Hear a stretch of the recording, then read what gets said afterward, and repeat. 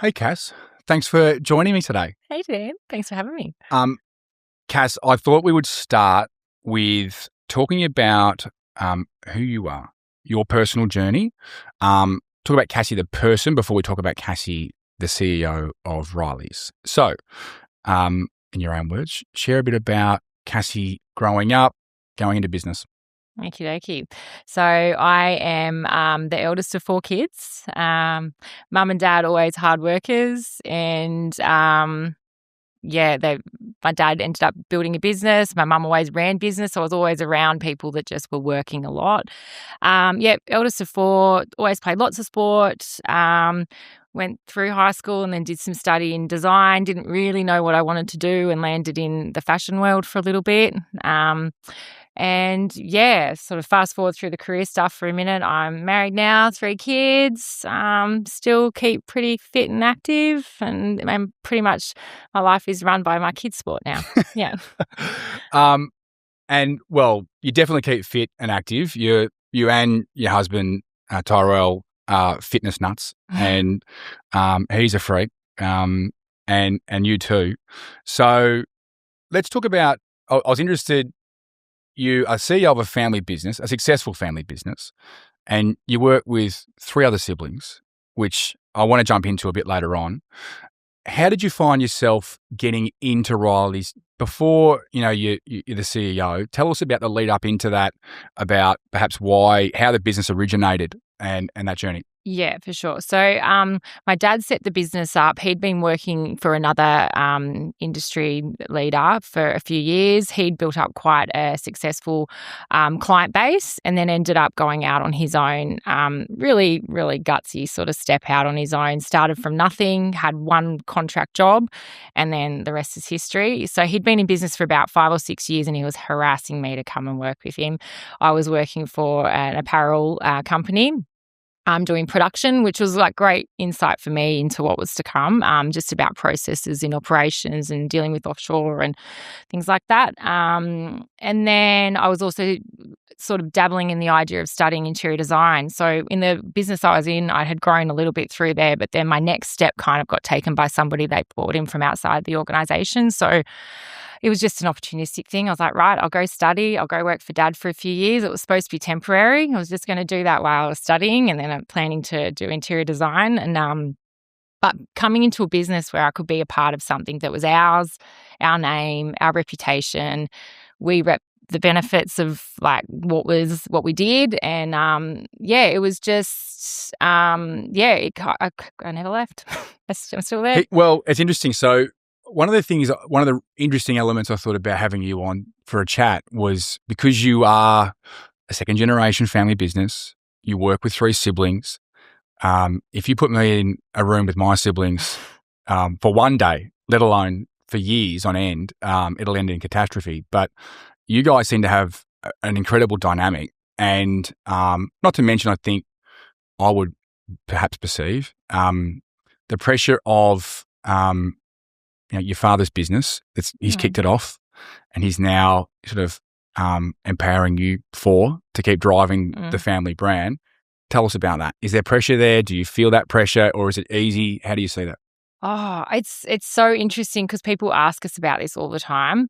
I don't think he puts a great deal of pressure on us. And to be honest, there was never any pressure besides, like I said, harassing me. Like he wanted me to come because I think he could see that my pathway and where I was potentially going to be a bit stagnant. So he wanted me to come on board and help him probably build the business. I don't know if he had plans for it to be for a long-term thing, but yeah, there was never really much pressure. And same for my siblings. They all came in at different times, and it was never, I think all of us came into it thinking it'd be short-term. In terms of pressure to perform a certain way, I don't think that comes from any one individual or anything. It's our own self-pride and our own pride in our family. We are a really close family. We get along well. Like, we actually, get along well and we're friends. So that probably makes it a bit easier. And, when you like the people you're working with, you want to impress them and you want to do good by them and you want us to all get the benefits of the results. So I think it's quite a natural thing, the drive. And it's probably all a little bit in our personalities as well. We're all pretty competitive competitive people. And that's, probably thanks to mum and dad. But we just, we're pretty intrinsically motivated. And then, obviously just wanting to do the right thing by ourselves and our family name. I think having the family name on the business has a level of, I won't say pressure, but certainly self-pride. Like you want to make like a house proud is probably the word. Yeah. And so I think one of the things that REILLYS has done exceptionally well, which we're touching on before offline, is the team culture that you guys have created. How much of that is due to family? How much of that is due to perhaps the leadership yourself and your siblings are driving? Tell us about that, the team culture. Yeah, I think it's probably a few different elements. We all played a lot of team sport, like me and my siblings and my dad. So I think we've always had that real camaraderie sort of vibe that you get from a team. So we've always had that, whether we had a lot of staff or when it was just the smaller team back in the day. You want to work for each other, but you want to celebrate together as well. So I think we always had the thought process as well that we're not living to work, we're working to live. So we're just going to go there. We're going to work hard, get our job done. We want to have a good time doing it because we're around these people more than we see the rest of our families half the time. So we've always tried to bring a little bit of fun, a little bit of banter, just make it a fun place to be. I think you get a better return out of your people when they're happy. And so I'm sure there's studies that back that up. But that has probably just been the fundamental driver to create a good culture that people want to come to work. They want to be a part of it. They're driven and they're motivated for the results. Is that something that you guys have done by way of the things that you implement week to week, month to month, or has it been by way of the hiring approach? How have you achieved that or delivered that? Yeah. So probably a bit of everything. Like we have we do daily huddles, so where we're talking to each other each day. We share that collaboration piece and sharing what our goals are for the day. Things like, ringing a bell when you win a job, like just that celebration piece. We have regular like team bonding things where we get together and it's always like there's a little bit of competition or a little bit of problem solving and stuff like that. Those simple things. But then there's also when we hire for a long period of time while we were trying to build our core team, one of our hiring questions was around sport and stuff and whether people had been a part of a team. Interesting. I don't know whether that's kosher or not, but it really worked for us. Some of the best people that we've brought into our business have been people that I guess they have those shared values of teamwork. Yep. So that's been a really successful thing for us to sort of have that as one of our attributes that we're looking for when we're hiring. So, and you've also got 3 kids and they're also sporty and rep teams and what have you. And hubby is also a business owner and you're a CEO of a fast-growing business. How are you juggling all that? I don't know. Some days I'm not sure. It's about dedicating, like when I'm somewhere, I'm there. Like I give myself 100% to wherever I am at that moment, at the gym, or I have to have that hour to myself in the morning and it's no work. It's all just focused there. Same thing when I get home with my kids in the morning. That's really important time before I'm off to work, and likewise in the evening with them. I think that's what it is. I'm all in wherever I am physically in that moment. Sometimes it can be a lot of messiness behind the scenes in trying to make it all come together. But having support around me, I guess that's the other thing about a family business. There's empathy from the other people that I'm running the business with, and we're in a similar situation. My sister's also got 3 kids. Yep. My brother's got 2. We're all kind of can understand the juggle and we help each other out. So, yeah. REILLYS today, how big's the business today? Your dad started on his own, a long time ago. Yep. So I think we're 23 years this year. Yep. 23, I think that's right. He was 6 years in when I came on board and he had 1 administrator and a part-time bookkeeper. We're now, I think it's about 20 here in Australia and we've got 2 offshore at the moment. Sure. Yeah. Good segue. Tell us about the opportunity that you saw with the international staff opportunity. We were looking for a solution to a big problem, which was that we were growing really fast. Our systems and everything we had, like software systems, weren't really supporting the growth at the rate we needed. So it was falling into our people, our people, like our skilled people doing project management and estimating locally here, were just being absorbed by admin. And so I was looking for a solution to sort of free up some of their time. We had a really hard time. We tried hiring locally. We were just having a really hard time finding people post-COVID that were keen to do that style of work, admin-heavy, repetitive, task-driven work. And talking to you, I think or talking to a few different people, the idea of offshore had sort of come up, and it's been a really, really good thing for us to just free up some of those tasks that we were having trouble finding a good home for them here, and Sure. we've been able to outsource it and just free up that load from our people here and but stop having to grow the headcount of people here locally. Yeah. What were some of the perhaps the apprehensions or considerations that you guys were discussing internally before you did it? Were there things that you were that were important to you that you wanted to tick off before you did that? We didn't feel ready with our systems and processes. Like, we were still, I think, maybe handwriting measures and, using highlighter markup drawings and stuff like that. So it really forced us to tidy up how we were doing things, because if we had a team offshore.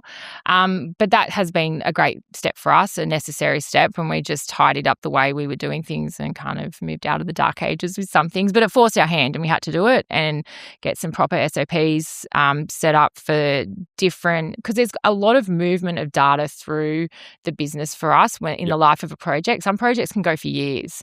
So just getting that transference of data through the different teams in a nice, clean manner, it's been really good. And obviously, when you're working with someone who's in a different country, we had to really systemize that. Yeah. How have you found that experience? Was it more challenging, less challenging than perhaps what you perceived having international staff? I think it probably is, because the thing that we probably didn't take into account when we decided to go down this path was actually how much they would bring to us in terms of ideas and suggestions of how they could do things. So we kind of would go and say, this is the problem we're trying to solve. This is how we think we should do it. And then, one of them would be like, oh, why don't we try this software? Or I've used this before in a different business, and came to us with ways to solve that problem, which was great. I love that. And so the evolution was probably a little bit faster than I thought it would have been. Yeah. I think one of the exceptional things that you've done also is that you've brought your team here. You've flown them out here. Tell us about that. That was really cool. That was a really last minute sort of, let's do this. But I was so glad we did it. Underestimated completely how valuable it was to them as people as well, which was just a really nice thing. Obviously not something that's feasible all the time. Sure. At that time we'd had a good year and it was an opportunistic thing. But I'm really, really glad that we had that opportunity to do that. Yeah. It's an incredible life experience. Absolutely. For them, but also for your crew locally to kind of have them and see them in the flesh and have the team there. It was very special. Yeah, it's brilliant. And so, I mean, for businesses that perhaps are looking at this type of opportunity, what are some of the lessons, you've touched on some already, but what are some of the lessons that you would give other business leaders, whether it's about building a team culture, but also international teams? What are some of the things that you think? Well, probably just the hardest part is starting. So I think sitting and dwelling and thinking about, often I'll talk to people and they're like, I've been thinking about this for a while. And I think you don't know until you've given it a go. So I'd probably say just ripping the Band-Aid off and trying is good. Going with an organisation like ASW that has all the tools together, it's so much easier. There's so much less. It can be quite scary to understand how to navigate it all, and to have the support with all of that, I think, is really important. I think it was some advice from you when we first went down this path, which bringing the people offshore into your daily rhythm, your culture, is really important, because it's the same as your people locally. If they feel invested, if they feel a part of it, they're going to be so much more likely to give back and to buy into what you're trying to do, and you'll get results so much faster. I like something that you articulated in our pre-questionnaire, which was the problem that Reilly solves. And I don't think many businesses that I've spoken to articulated. Do you know what you said about? I can't remember now. No. Well, I'm going to repeat it back. But at its core, REILLYS exists to solve the gap between design, intent, and practical delivery. We help clients navigate what can be an often a complicated process, balancing compliance, performance, aesthetics, budget, and installation logistics, and turn it into a seamless outcome they can trust. That is probably the best brief or overview I've heard of the problem that a business solves. So I thought, how much time have you spent on that? Or have you just winged that response? No, that was like, this is what I want to say. Chat, can you make it sound up? Yeah. Well, it sounds good. Yeah. It sounded really good. I wish I could own it. Tell us about the construction industry, the industry you're in, the future. What are the plans ahead for you guys?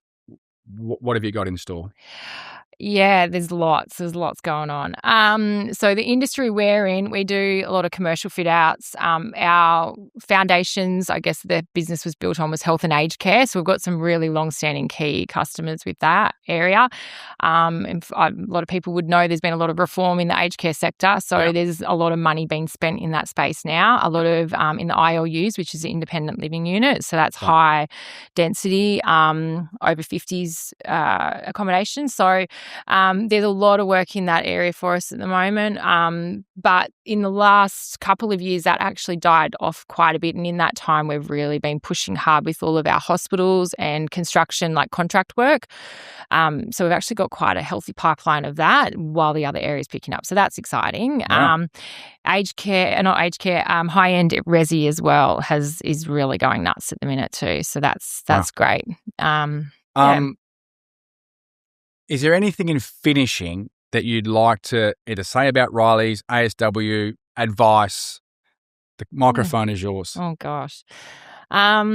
Well, about REILLYS, I hope that if people are thinking about window coverings, they think of us. Sure. I hope eventually that's the name that people think of. That would be a cool mark of success. ASW, thank you for your help in growing us over the last few years. It's been year-on-year growth, and it's a lot of lessons learned, some the hard way, but it's been really good, and hope that continues. Cass, tell us about, now that you've got the international team well embedded, because you've been, is it 2 years? How long have you had the team for? Oh, I should know the answer to that, not you. Yeah. I'd be thinking maybe going on to 3. Maybe? Yeah, I think you're right. Yeah. Yeah, I think you're right. It's definitely opened up some other opportunities for us because our capacity to do the builders' tenders is quite a time-consuming process, a lot of documentation required. So by having our offshore estimator, we've been able to, I would probably say, nearly double the amount of builders' tenders we can do. Wow. So a builders' tender is when the package goes out to multiple, from multiple builders for the one project. So we have to price the whole thing up, and then it goes back to each builder until it's awarded, and then we have to redo the price when it's awarded. So it's quite a lengthy process, and we've probably been able to double the amount of tenders that we can do, which gives us a better shot at the final live prices. Totally. So that's great. That has meant more contracts as well. So that's brought in the CA, which we have offshore as well, the contracts administrator. So by having those two roles, it's just meant we've been able to do more contract work. Prior to having those roles, our sales team were doing a lot of the contract, early assessment stuff. And then the project manager and myself and Jill, who none of us know contracts, and we were just doing our best. So we've actually got someone we can rely on now who knows what they're doing. So the business is better protected, and we've been able to double the amount of work. And then the throughput for myself and the PMs is so much better with what we can actually get through now. Huge. That's powerful. It really is. Yeah, you now have an opportunity to throw your hat in the ring on a whole lot more projects that you didn't have capacity for. That's before. right. Yeah, exactly. Yeah, we're having massive. to say no to things, and we're probably doing that a lot less. Was that something that you identified early, that if we had the estimation delivered internationally that you could free up the local guys? Yes, yeah, it was. And when we first bought that estimator offshore on, we actually just thought they'd do the takeoffs and the markups and then we'd do the pricing here. But we underestimated their skills. Right. And she was doing a lot of the builder tender pricing, and now she's actually doing a lot of the final proposals as well, which come back through our office to go out. Sure. But yeah, we completely underestimated how much capacity she'd have to be able to contribute as well. That's huge. Yeah. And then so in the hiring process, was that any different? What did you learn by way of that experience, and what advice would you give in that? I think we've learned a lot for each hire. Yep. I don't know that we've got it completely spot on just yet, but each time we do hire someone, we learn a new thing. Yep. So it's the PD is really important. Yep. I think we probably underestimated that. Getting that right, yep. or at least capturing the essence of what you think will be in it. Because that's the other thing is, for a lot of these roles, it was the first time we'd ever taken it offshore. Yeah, it's a leap of faith. We didn't really know how much they'd get through. So having it somewhat open-ended, that things can naturally grow into that is probably a good idea. And then I think finding someone that is aligned to your values as a business is really important, just as important as it is locally. And for us, growth mindset is so important. Like, there's no good someone taking the role and thinking they're just going to turn up every day and do the things and go home. It's not going to work for our business. So that's really important. I'm interested to hear how the international team experience. Do you feel your managers onshore have grown at all or evolved at all by way of having the international team? Great question. Yes, I do. I thought about that driving in here. I actually think that's been one of the bigger things that I've just to see the personal growth with the team that we have here that manages each staff member. It's really challenged them at times, but it's helped them to evolve in their way of doing things. And then, their career growth has been exceptional. Yeah. So I think that's actually a really awesome thing that's come out of it. It kind of forces you to be considering broadly what's going on in the business, not just what's under your nose. Absolutely. Yeah, it really does. It's like really just lifted them to that next level. Good. Yeah. Okay. Yeah. Thanks, Cass. No worries.